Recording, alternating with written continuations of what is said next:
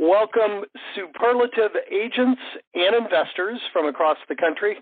Today is Thursday, September 23rd, 2021, and this is Mastermind podcast number 346. We have people in the queue already, guys. If you would like to join them, just hit *6 and hit 1. A couple reminders. We're looking for our winner of the week, which has to be probate specific, and we're looking for our idea of the week, which can be any idea that you're using to generate business in this kind of crazy seller's market. We did have a couple real good wins on our on our website this week. So Mary or Stan, if you're on the call, hit *6 and then hit 1. And boy, you didn't even have to ask today, guys, and we got 5 people in the queue. So before we get to them, Bruce, anything you want to add before we get to the queue? No, I don't have anything. I'm ready to jump to it. All right. They got tired of listening to us all talk last week, so they jumped in there to participate this week. Right. I love it. How about it? Jim and Chuck, anything you want to add? I good to go? had a long soliloquy I was going to offer, but I guess you've got people in the queue, so I'll reserve it for later. And as soon as I said that, 2 of them dropped out.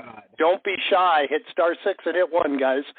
All right, let's go to the first person in the queue this week is phone number ending in 7163. You're up first. Hey, it's Eddie Van Buskirk in Kansas City. Hey, Eddie. Yes, sir. I'm calling with my office number, but this isn't a probate win, but I thought I'd share with people. I'm buying a property that I found online, which I typically never find properties on Zillow, but I found the realtor, and through a series of things, it was listed for $80,000. We would have bought it at $80,000, but we made an offer of $66,000, and they're selling it to us for $70,000. So we own a house right around the corner that's worth $155,000. So like we have instant equity. It's already cash flowing. It's a pretty good deal. So I thought I'd share that with people. That, you know, there are good deals out there if you're willing to hunt for them on the market. So very much just a numbers game, isn't it, Eddie? You know, it's everybody will tell you that, you know, Zillow is not a great source. You know, everybody's asking more than their property's worth. You just got to double and triple up your lead sources and your efforts. And the deals are still out there. You just got to dig a lot deeper to find them. That's great. So you basically just went to Zillow and just looked for properties in that zip code or in that geographic area? I just pulled up the map around where my other property was, and I was like, I want more places in here. And there were 2 that looked like they were in my, what I wanted to spend on them. One was in horrible shape. It was actually an ex-meth house and like total like gut job. But the one that I found for $80,000, the seller just wanted to get out of the market. He's from England or London, and he lives in Phoenix and just wanted to sell his properties. And it has a tenant in it, and the tenant had COVID, so nobody could go see it. So we just kind of waited it out until the tenant got better, and went over, took a look at it. The place was in decent shape, didn't really need a bunch of money. And, like I said, we were prepared to buy it for $80,000, but we figured, let's just see what we could, see what would stick and see if they'll stay on their number. And so I offered them $66,000, and they came back and they're like, "Are you firm on that?" And I was like, "Well, what?" I wasn't going to change my number, so I just said, "What are you guys talking about?" And they were like, "Well, we want to be at 72." And we're like, "How about we meet in the middle at 70?" Which isn't like the exact middle, but I thought it leaned a little bit more towards them. So it was like, "Yeah, how about 70?" And so I saved $10,000 in like a matter of like a 5-minute back and forth conversation. Well, that's great. I love that strategy. I do it myself when I'm buying, and I used to tell when I sold real estate, I used to tell the buyers, go in low enough that you can meet them halfway, and it seems like a win for everybody. You know, if you go in at the seller's price, they're, the buyer's going to be disappointed, probably could have done better, and the seller's wondered, should I have asked more? So unfortunately, you do kind of have to play that game a little bit. Forgive me if this is a dumb question. Back in the dark ages when I actually was an active realtor, Zillow didn't exist, but that property that you found in Zillow, was it also listed in the MLS, or was it exclusive to Zillow? No, it was also on the MLS. I found it on the MLS. It happened to be a part of a package. So then I went to the MLS and I looked at the whole package altogether, and all the properties. And this was the only one that really piqued my interest. So I ended up buying it. So gotcha. I do have a question. Oh, go ahead. No, go ahead. Well, just one more follow-up question. Why do you think in such a hot market, and Chuck, no, we don't hear you. If you're trying to speak, Chuck, it looks like you're unmuted. Chuck had a comment. I don't know why, but try again, please. But why do you think it was on the market for so long without selling? Was it just difficult access? Nobody could get in? The COVID issue? Or why do you think it didn't sell right away? Yeah, because it was, there's a couple things. One, it just had a photo of the outside. So people, I think when it just has a photo of the outside, people don't go, and it doesn't raise enough curiosity. Even if it's a dump, I think you put photos of the inside. Two, it had a tenant in it. So like realtors couldn't just take their clients by whenever they wanted to. They have to schedule 24 hours in advance. And then when they found out that the tenant in it had COVID and they had to wait until after she got through that whole thing, then the people who probably were interested when they first found it didn't circle back around and follow back up with it.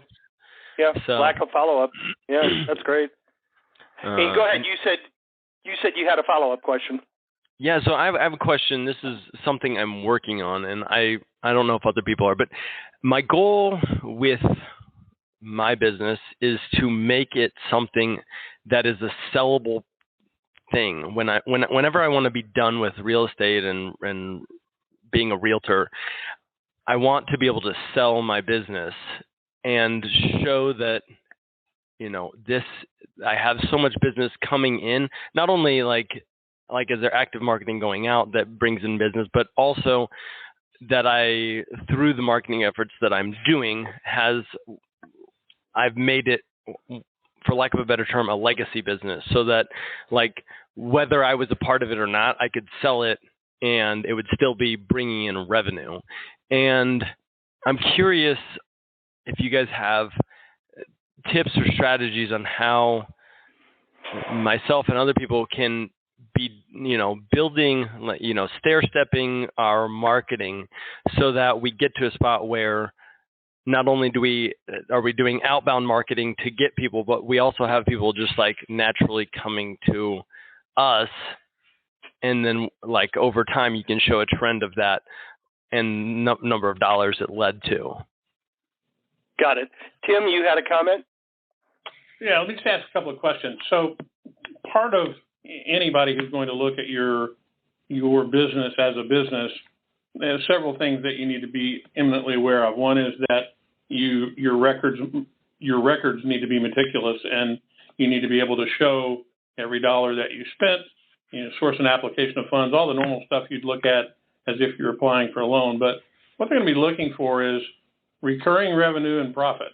And your business, if your business is only as good as what you're bringing in next month, and it solely depends on you being able to buy and close the business that you're dealing with, then you don't have a saleable business. And so what you'd have to be able to do is have it in such a way that you probably were able to step out of it, which would mean hiring and training someone else to do your job and making sure the company was set up, and then literally be able to step out of it and show that it runs itself without you involved in it. Then it's an operatable business, as long as it's generating revenue and you can show that month over month, just exactly what you said, that the marketing that you're doing is generating enough opportunity, and the sales folks and buyers that you have are able to purchase property and get the job done.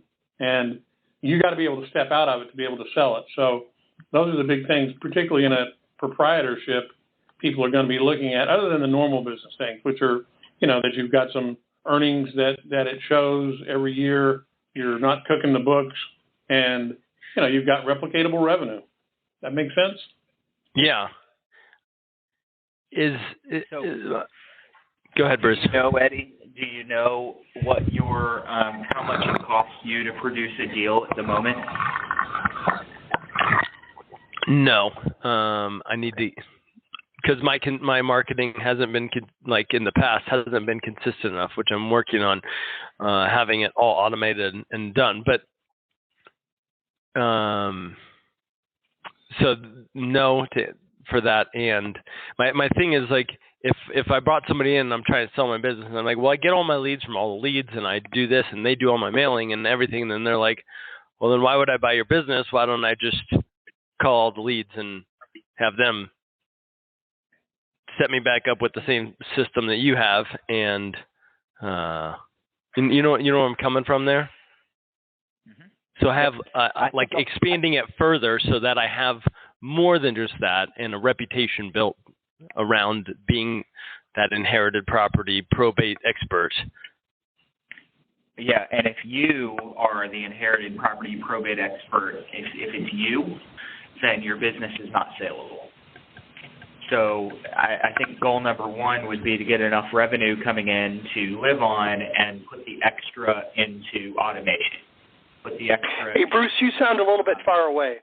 Your sound quality just like you're in a little bit of a tunnel. Is that just me? No, I hear it too. I don't know. Let's see. There you go. Much better. Okay. Better. You're back. Better. Yes, sir. Yep. So if you are the one that is, if you're the one that's doing the work, then it's not saleable. So you've got to build a brand around kind of a corporate type of brand in this case. It can't be something that someone looks at as just you. And then you take the extra revenue and you put it into the rest of your system. So you put it into who makes your prospecting calls for you. You put it into who handles your additional marketing. Kind of you debrand it, you make it to where it would run whether you were there or not, just like Tim said. If you were to go on vacation for 6 months and come back and your business isn't there anymore, you had a job. If you leave for 6 months without touching it and your business is doing just as good, if not better than it was, then you can sell it. And then it's just a matter of being a multiple of what it produces consistently. So okay, yeah. Yep. I assume other people are hoping to do that as well. And what I was going to add to that real quick, of course, you have to walk before you can run. If all the leads is your only source of business now, you may want to expand and get a couple extra counties. You may want to broaden and look for other lead sources. Of course, we know none of them will be quite as good as ours, but there are other good lead sources out there. And at some point, you're going to have to get a buyer's agent and a listing agent because you need to replace yourself. It's probably, I think the best thing you could probably do now is just have a plan in place for doing that. By 18 months from now or whatever the goal is, you want to double or triple your business, and at what point will you need a buyer's agent, and at what point will you need a second listing agent? Because like Bruce said, until you have those people that could duplicate what you're doing, it's not sellable. And until you have enough business to justify paying those people, it's not doable. So you sort of have to walk before you can run. Makes sense? Yeah. And then the other thing is you need to make the jobs that those people that you bring on, you need to make their jobs so simplified and process-oriented that if and when they leave for the new owner, the business doesn't fall apart because you're not hiring personalities. Even though you want good personality, you want good salespeople, you're not hiring to that. You're hiring to the process. And it's the process that you're selling, not the people that are involved, because people come and go. I've got a friend of mine who sold his business with 200 realtors in it. He sold it to a very large national franchise, and within 6 months, they were down to 20 agents. So they went from 200 agents to 20 because everyone was there for the guy. And now, granted, he being the founder and the owner of the company made really good money. So, I mean, a lot of people would ask, well, why can't I just do that? And the reason is because any buyer has wised up since then. Most of them have seen stories where brokerages and investment firms and different things lost all of their agents and staff as soon as a new buyer came in. So they're looking to buy the process, not the people inside of the process. So you do need to hire, but even more importantly, you need to systemize your process in a way that if you brought somebody in brand new, they could be up and running with your process within a week. Yeah, that makes sense. Okay. Chuck, I think Chuck was trying to make a comment. Are you coming through now, Chuck? Can you hear us?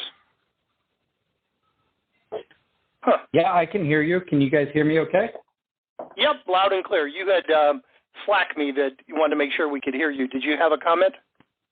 No, that was back at the very beginning. I just wanted to say hello to everybody, and Coach Chuck is on the call. So, no, you guys have handled his question in a very good way. All right, excellent. What else, Eddie? What else can we help you with this week? I think that's it. I'm just, taking the baby steps to build, to be able to do that. So, working on the automation and getting people in the places to be able to run my business so that I'm not necessary. But it's going to take a while. I'm wanting to get it. Let me just add one other thing. You mentioned about the fact that you're having us do all the marketing and stuff for you, and that's great, and we love you for doing that. But the other thing you might want to do to expand on that yourself is, obviously, that we can print anything that you want to go do, and we can create other aspects of marketing for you. If you are simply using us as a service bureau for multiple things that you do, then the dependence on what we're doing is not just depending on us to furnish leads, because we're a systems company. So basically what you're doing is using us to be the house that you purchase a lot of things from, but you've created lasting materials that you use, that you can replicate, that you can put out, that go with the company. Now you've created some intellectual property that doesn't exist elsewhere. So if you wanted to create a customized mailing piece, if you wanted to do signage, that sort of thing that uniquely identifies your business, those are the things that companies look for. Branding, things that make your brand stick out. And you need to think about what you would be looking for if you were going to buy somebody's business. What am I buying that I can't do for myself? And it would be those kinds of things. Is distill your intellectual property or create your intellectual property out of the very things that are making you successful. Make sure you document all the things that you're doing, the systematized approach that you take to your marketing, how you deal with customers. That's like your book of operations. And again, that's something that then when you go to sell it, you put an NDA out there before you let anybody look at your business, and you're proud of all those things. Now you're creating intangibles that also make your company look good. Yeah, that's a really good point. And it made me think of another. This might sound silly, but I was talking with a friend of mine today. Does anybody wrap their, do you know if anybody does a wrap that says their logo with Probate Expert or anything like that on their car? I feel like when I put bandit signs out before all the leads and all that said I buy inherited properties, I got quite a few calls from that. And they were, people who inherited homes. I'm just curious if anybody has done that. If there's, you might not even know if people do, but if somebody's on Facebook. The answer is yes. I'm waiting for you to finish. The answer is yes. There are people that have done that. They've done it in larger markets, and definitely works. The other side of it is that in a smaller market, if you do it, you're definitely going to be the only person that's got it on your car, and you have no competition. So it just depends on what you're looking to go do. But any kind of advertising that you're doing is branding based. That's how you get notoriety, man. If you become known as the probate guy, be proud of it and get it done. Yeah. Okay. Well, thank you. I think you guys answered all my questions. I really appreciate it. Yeah, good job, Eddie. Thanks, Eddie. And congratulations on planning ahead. Many years ago, I used to sell life insurance, and the corny old expression that people don't plan to fail, they fail to plan. So you're planning way ahead of a need for these things, and that's how you get to the goal, one step at a time. So good stuff, my friend. We appreciate you asking the questions and sharing. All right, well, we got a full queue. Next up is phone number ending in 6248. You're up next.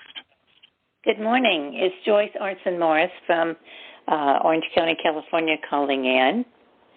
And Joyce, I'm hoping that you can give me some advice on how to make my touches this month. I have my September leads, and I sent everybody a letter, and I was sitting down to make all the calls, and they're all, or mostly all, DNA, or do not call. DNC. DNC, I guess. And so I don't know exactly what to do to make touches on them if I can't call them, other than send more letters. How many letters do you send now, and what do those look like? I sent 108 letters, and and they're a one-page letter, and sent my how many per person? How many with them? How many per person, Joyce? So what's your overall campaign per lead look like? I don't understand. So when you get a set of leads, whether it's 2 leads or 108 leads, it doesn't matter. That individual lead, any individual lead inside of that list, how many mail touches do you send that person? Well, on the foundations class, you're telling us to do over 6 to 9 months. Mm-hmm. And so yep. I was going to do that. Okay, perfect. So I would personally encourage you to mix in. If you're going to go with a 6 to 9 month campaign on your leads, I would encourage you to mix in a couple of postcards through that process where you're varying the different types of touches up. You want to start with something that is more impactful. So like that trifold brochure, maybe a little booklet, or something that is a little bit more memorable. Maybe put a pen or a little card or something inside of your mail. You want it to be just something memorable that grabs their attention right in the very beginning of that campaign and that they remember. And then the rest of it's going to be letters. I'm also a big advocate, and this is something that you would have to do individually.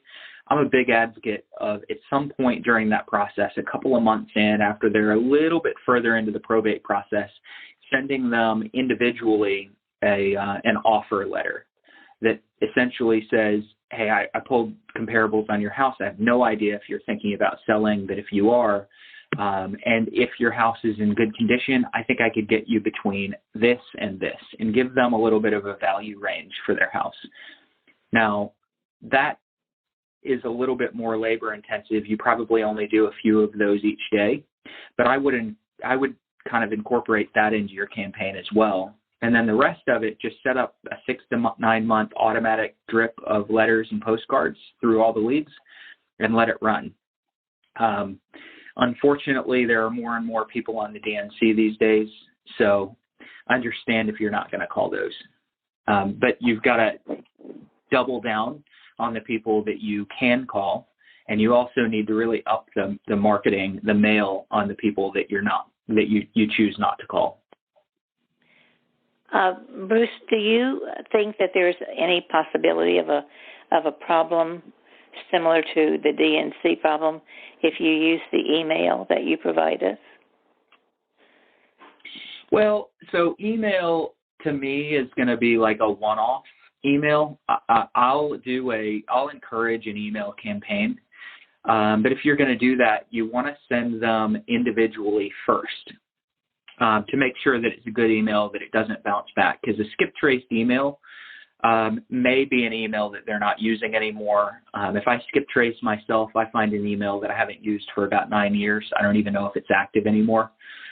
So I don't want to do a bulk email drop to the people that are on your list that we've given emails for. I don't want to do that right off the bat. I want to send a private individual email, just copy, paste, send it. If it bounces back to you, scrub it out before you start an email campaign. And if you're going to do an email campaign, you're going to have to give them an option to unsubscribe. That's the safest way to do it. To unsubscribe to these, please click here. If you don't give them an option to unsubscribe, then yes, you are starting to swim in some murky waters. So if Does that make sense? If I put at the bottom of the email an option to unsubscribe, how do I know when they do that?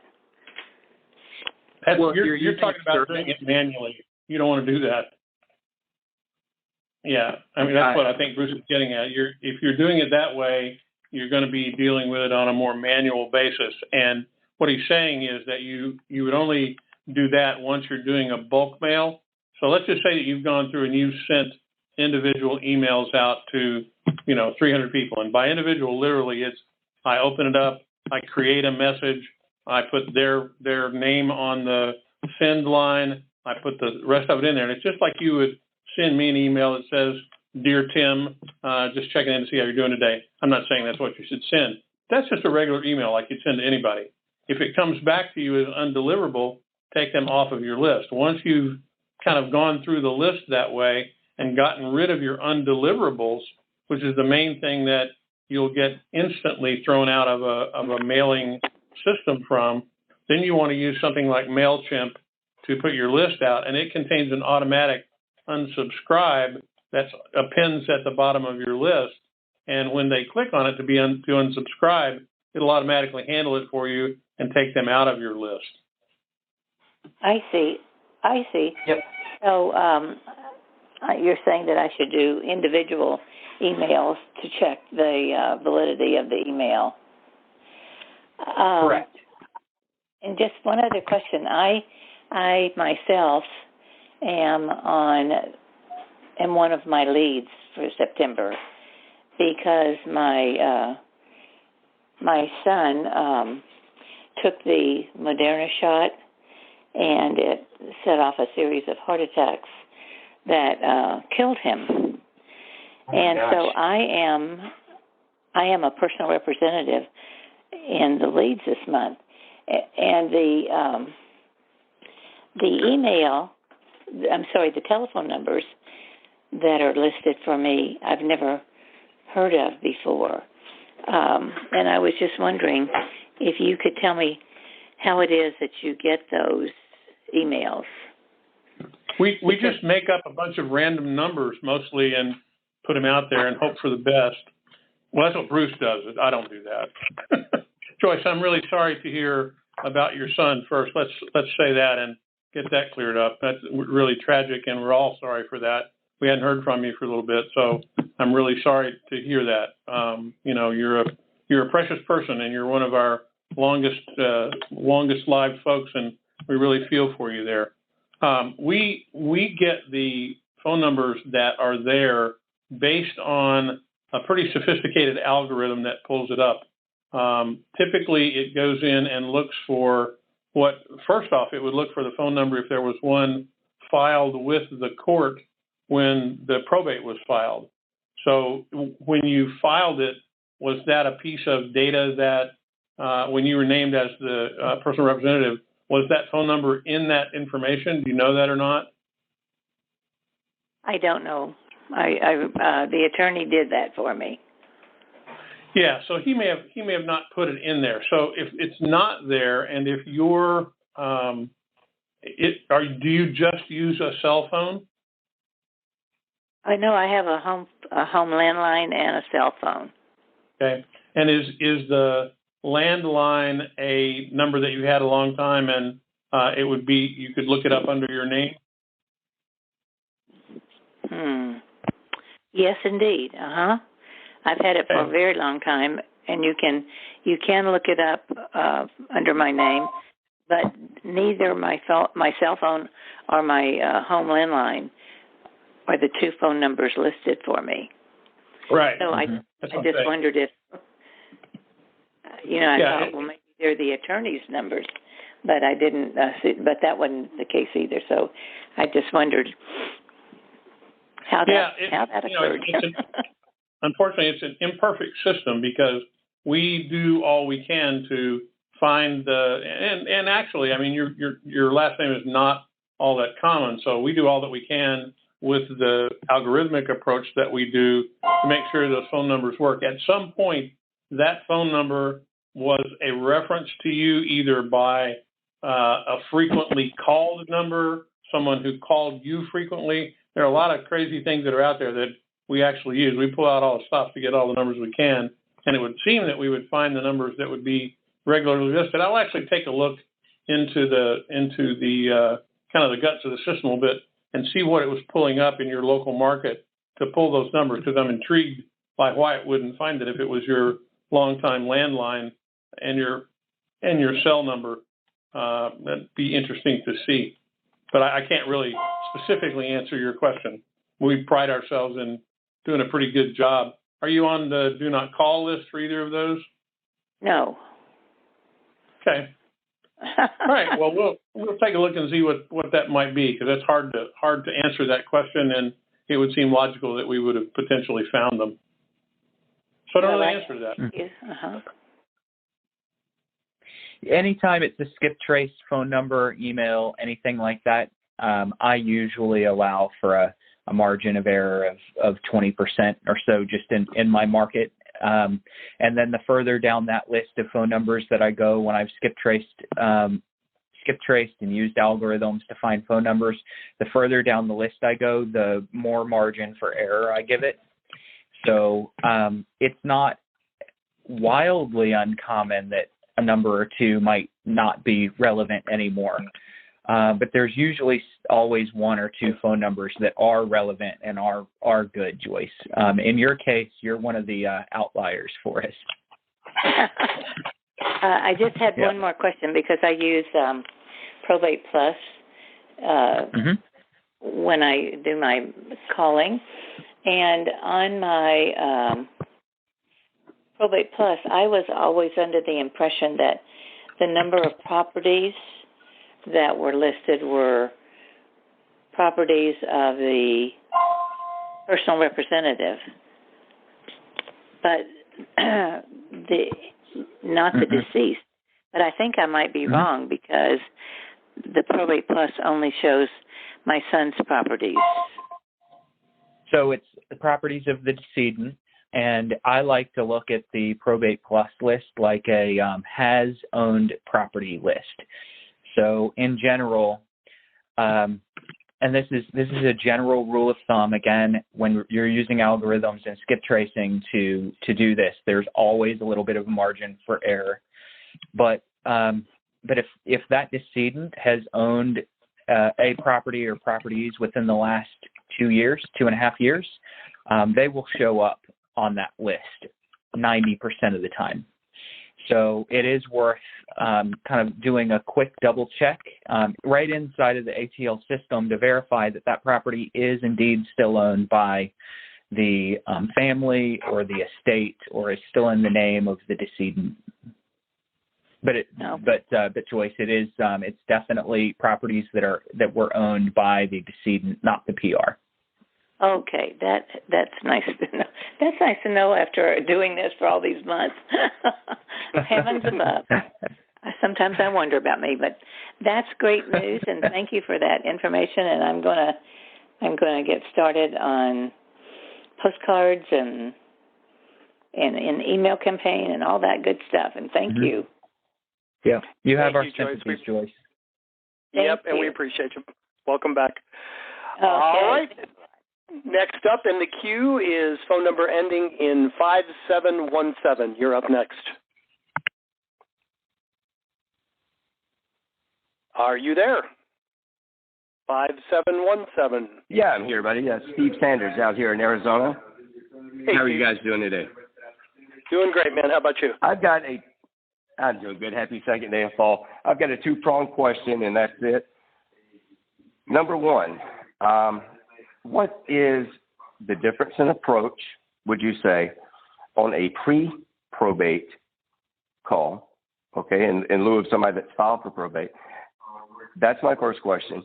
And then I'm going to prong it with this. How do you find out if they filed for a summary administration, or is there any way to do that?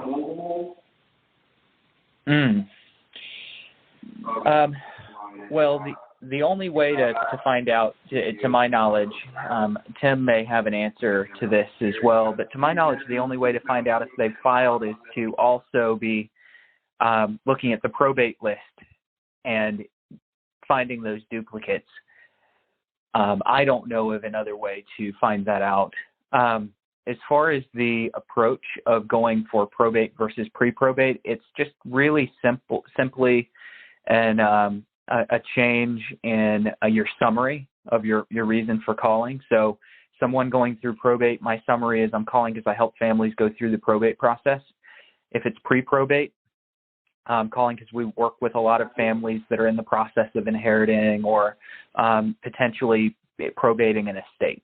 So I just changed that minor summary up a little bit, and then I kind of go right back into the offerings that I have. And because we know that they're going through an emotional time, whether they're early in probate or before probate, because of that, we want to lead with the value add offerings, not necessarily real estate all the way. But you can still pivot over to the real estate conversation at the end after they've given you that kind of resistance that they're most likely going to give. Very good.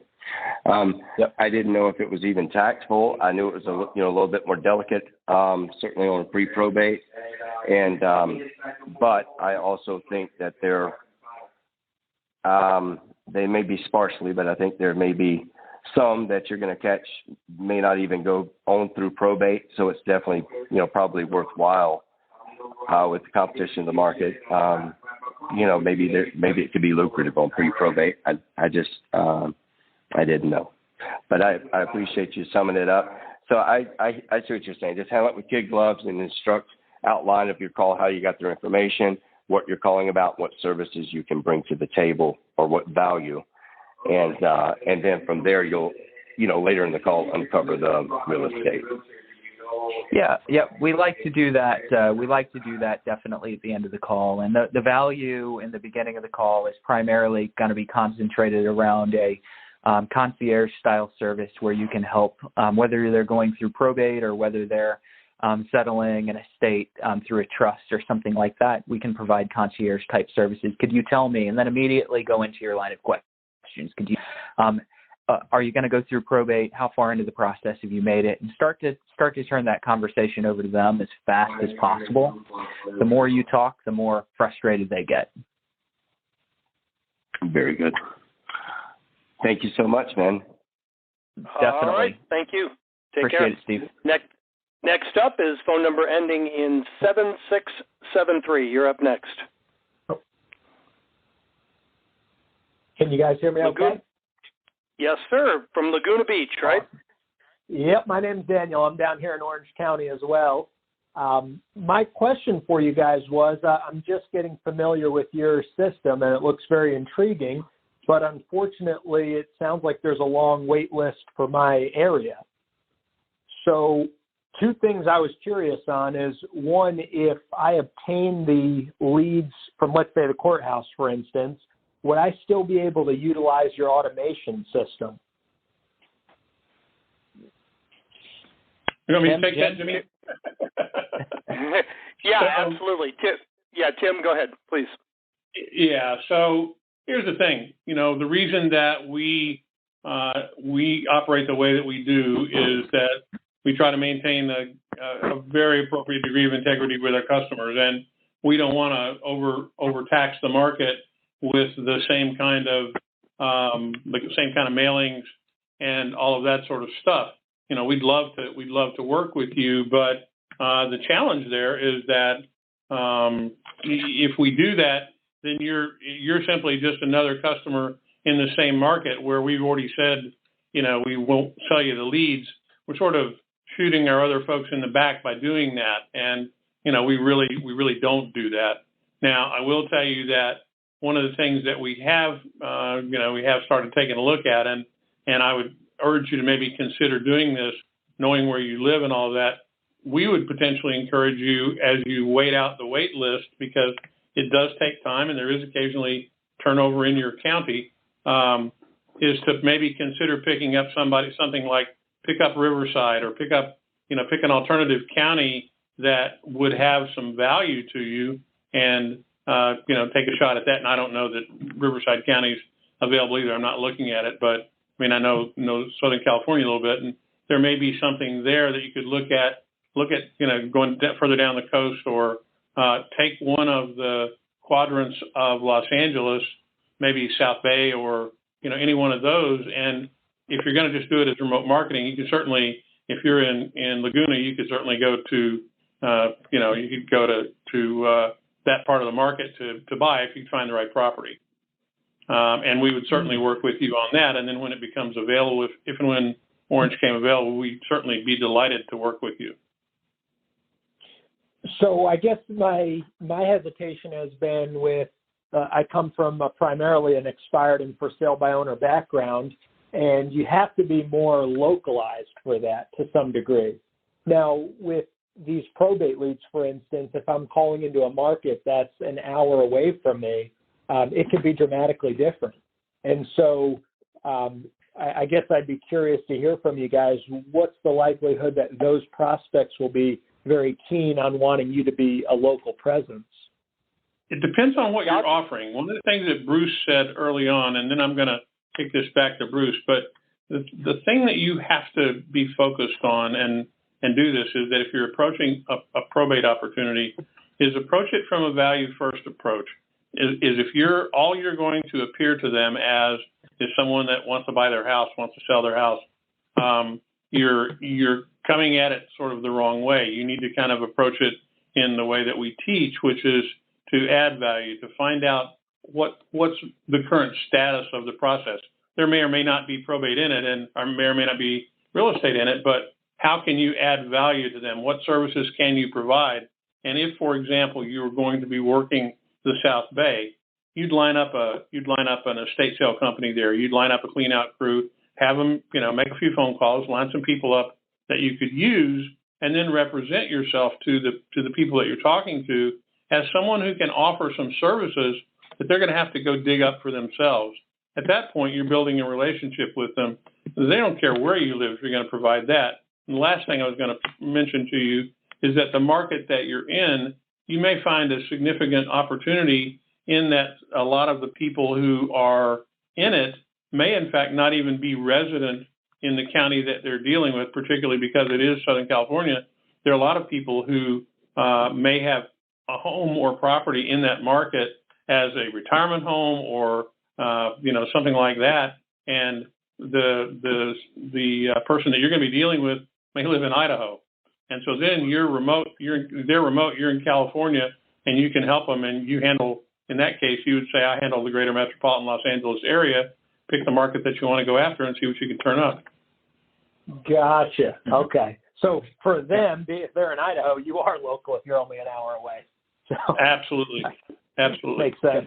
Yep. Okay. So just to clarify, that was a no on utilizing your automation if I'm not a lead subscriber. Is that correct? Yeah. I mean, here's the other thing, and I'll be clear about this as well. We're a full service company, so if you wanted a company to do printing for you, that would be something that we would consider doing. But we won't put out for you in that county the same services that we provide to subscribers, because that's not fair and breaks the covenant we have with them.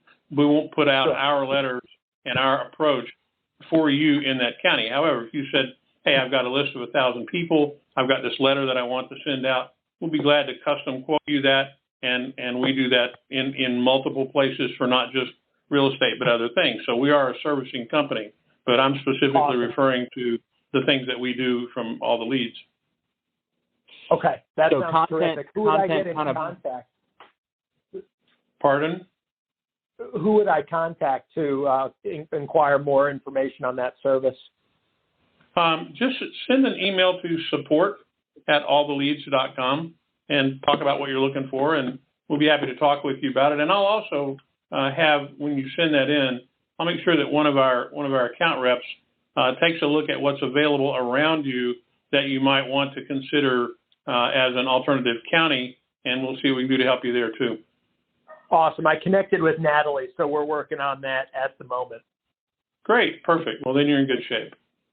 Cool. Thank you so much. I appreciate you asking the question. If it's okay, let me provide an answer to your first question or your second question about being local.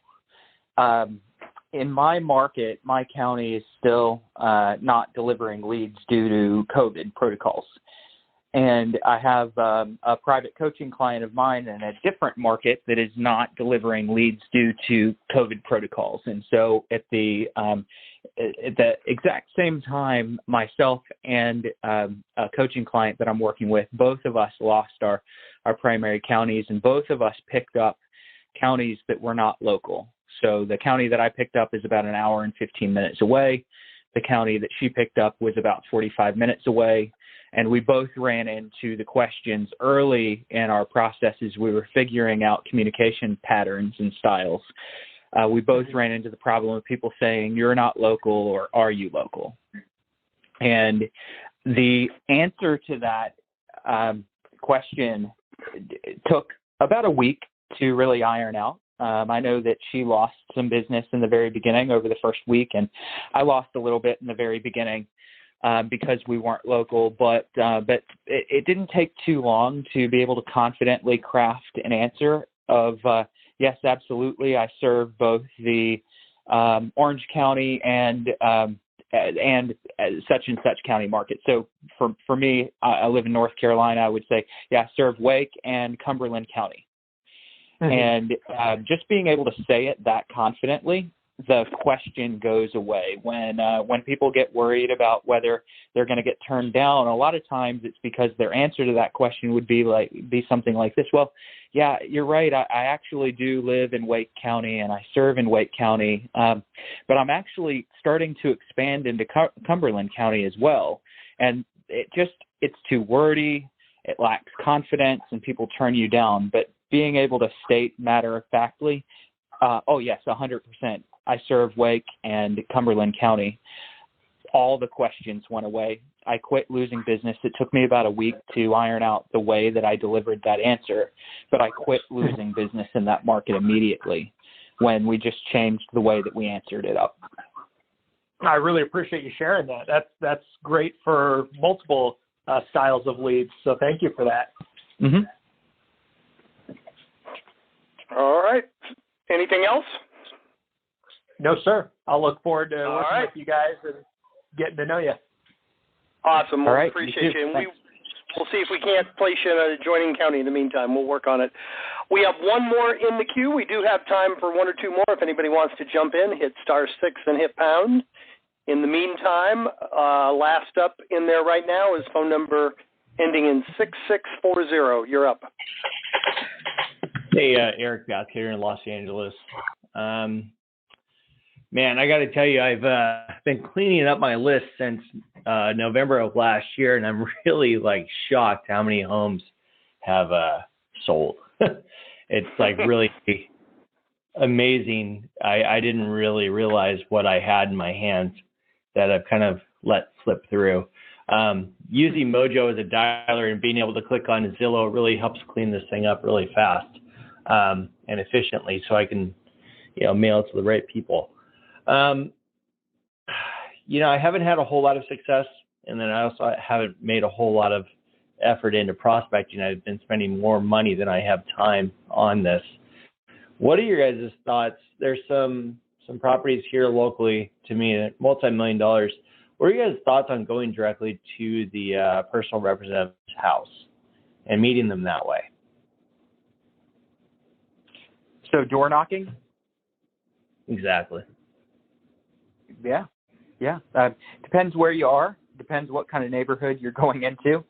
But it seems like every 3 or 4 months someone brings it up.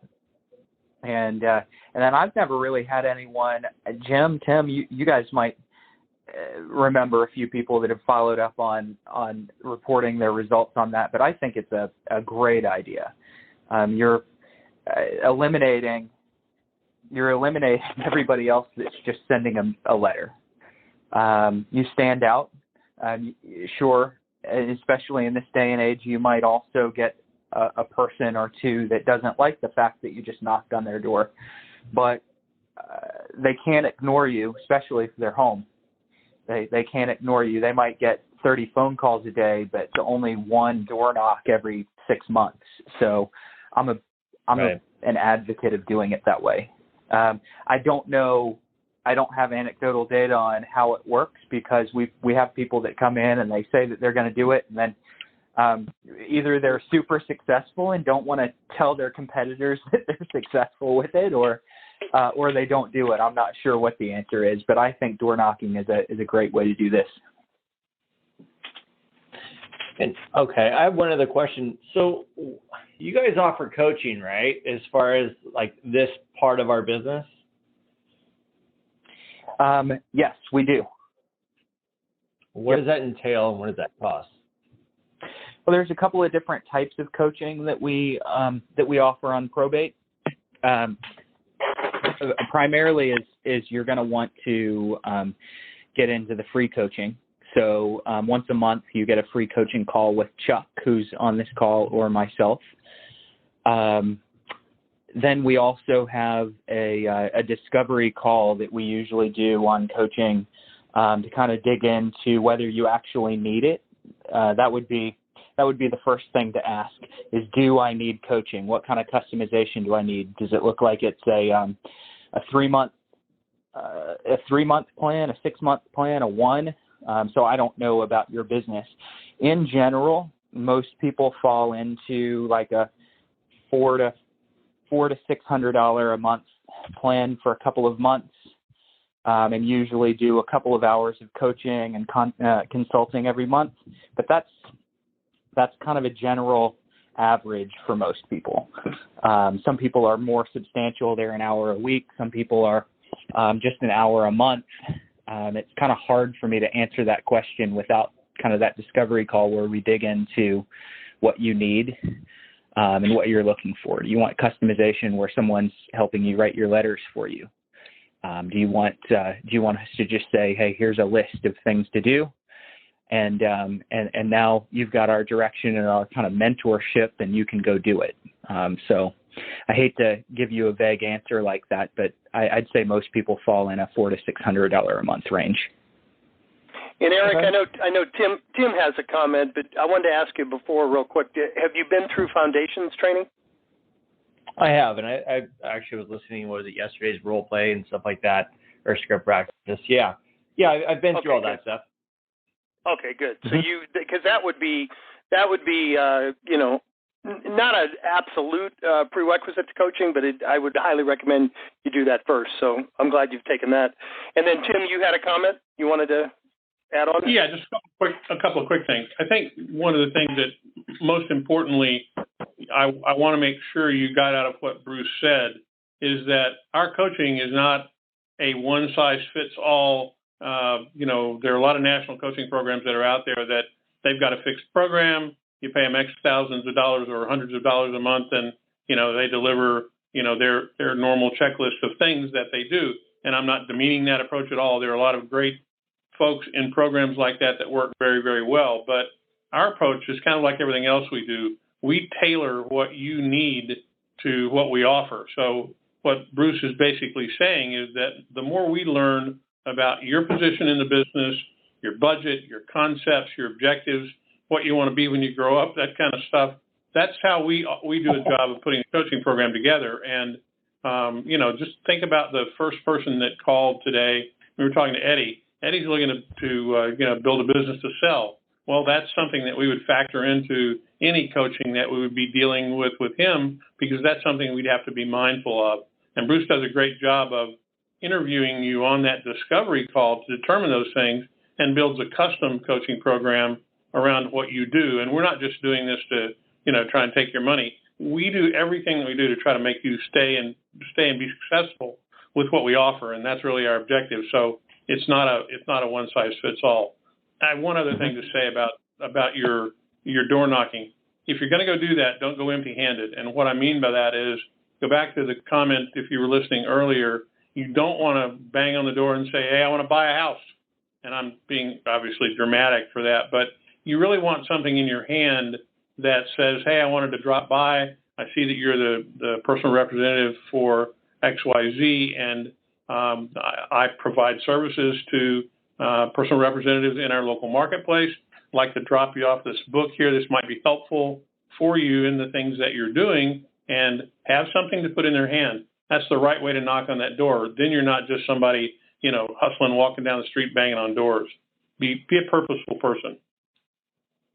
No, I agree with you. I mean, I started door knocking when I was doing short sales and helping people avoid foreclosure. So that was probably a whole nother world of people. No, I get it. I just look at, let's face it, when we're making money, we have no problem sharing money. I'm just looking for a shorter route, especially on some of this marketing stuff, because I know you guys work with a lot of people that are doing big businesses, and there is, there's a lot of marketing that goes behind, or strategy behind what it is that you guys are sending and when you're sending it. And I don't want to, I would rather spend the money to cut that learning curve versus, more and more months going by and, missing out on phone calls.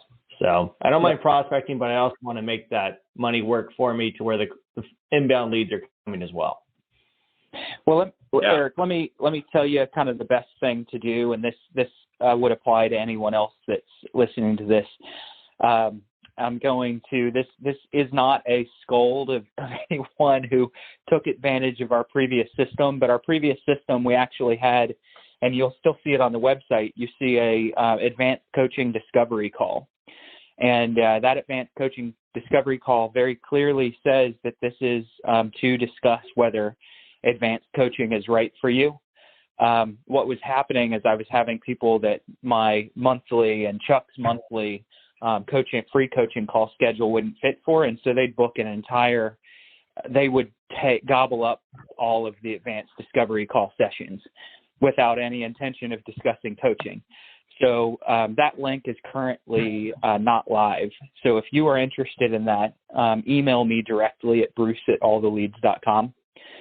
And we'll get you set up on a discovery call where we can kind of have that discussion of what you're looking for, and whether it's a 1 month plan, whether we do weekly, whether we do monthly. It doesn't really matter as long as it fits your needs. No, that sounds good. I'll give you an example. I just finished searching my April database for here in Los Angeles. And out of 94 leads that had real estate, 69 of them are left. That's 24 people that have sold or active or pending. That's my average sales price here. My commission is probably about $18,000, and that's at the low end of the market. So, these aren't all like dumps. You know what I mean? A lot of these. One of them was $16.5 million. Not to say I would have got that listing, but it's 2 miles from my house. So I definitely want to take it serious, and really, this is the lowest hanging fruit I see, and that's why I want to speed this up a little bit. So, perfect. I appreciate you guys answering my questions. I got your email address. I'll follow up with you, Bruce. Thanks, Eric. Appreciate it. That's awesome. I can hear people in the Midwest or small towns saying 16.5 million listing. That's a career for me. That is. You want to know something really bad? There's an agent here that her and her husband inherited a property in Manhattan Beach, and I noticed it was on the market, $49,000 a month income. Wow. I'm like, you got to be kidding me. That's like hitting the lottery. They inherited it and put it up for rent. So yeah, you could almost live on that. Even I could live on that. So that is amazing. That's great. All right. Well, thank you so much. Anything else we can help you with this week? That's it. I appreciate your guys' time. All right. We appreciate you. All right, guys, a perfect ending to another great call. I want to thank each and every one of you for being here. I want to particularly thank the 7 or 8 people that actively participated. I want to challenge each of you. We had some good ideas on the call today, and I want to challenge you. Take one thought, one idea, one thing that inspired you on the call today. Go out and put it into practice, and please come back next Thursday and share your results with the group. Have a great week, everybody. We'll talk to you the same time next Thursday. Take care.